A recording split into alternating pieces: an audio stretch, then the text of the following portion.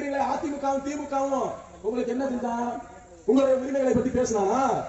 ஐயோ உத்தரவு சமூகம் 10 பாராளுமன்ற தொகுதியிலே பெரும்பான்மையாக இருக்கிறது. 5 தொகுதியில் 30% மேல இருக்கு. 5 தொகுதியில 25% மேல இருக்கு. இது நாள் வரை சுதந்திரம் பெற்ற இந்த இந்திய தேசத்திலே 76 ஆண்டுகளை கடந்து விட்டது. இது நாள் வரை ஒரே ஒருவர் கூட மாநிலங்களவை உறுப்பினராக இந்த இந்திய தேசத்தினுடைய நாடாளுமன்ற மண்ணை மிதிக்க முடியல. எவனாவது பேசியிருக்கானா?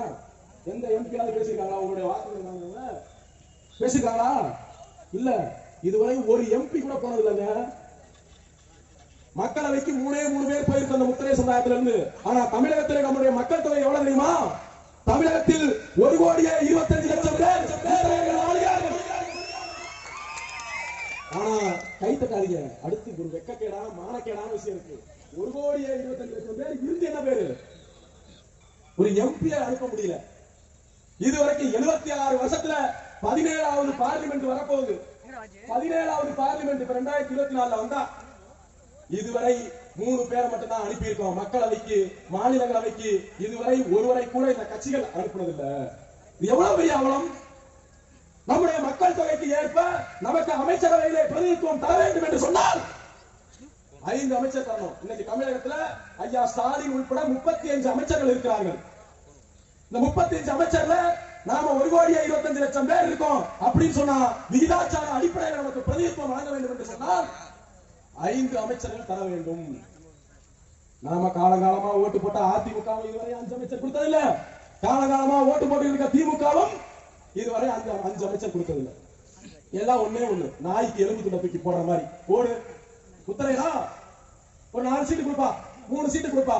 அமைச்சரா ஏதாவது ஒரு ஆகாவளி துறை, ஏதாவது ஒரு துறை போ, இதுக்கு நீ தான் அமைச்சர்.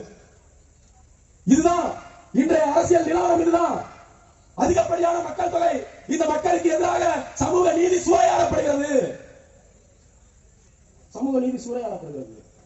இதையெல்லாம் பேசாம வெறுமனே எல்லா இடத்துலயும் ஐயோ எங்களுக்கு பிள்ளை உங்களுக்கு பிள்ளைங்கிறாங்க. தமிழகத்திலே முத்திரையுடைய ஒற்றை பிரதிநிதி வீர முத்திரையர் முன்னேற்ற சங்கம் அண்ணன் கே செல்வகுமார் அவர்கள் மட்டும்தான்.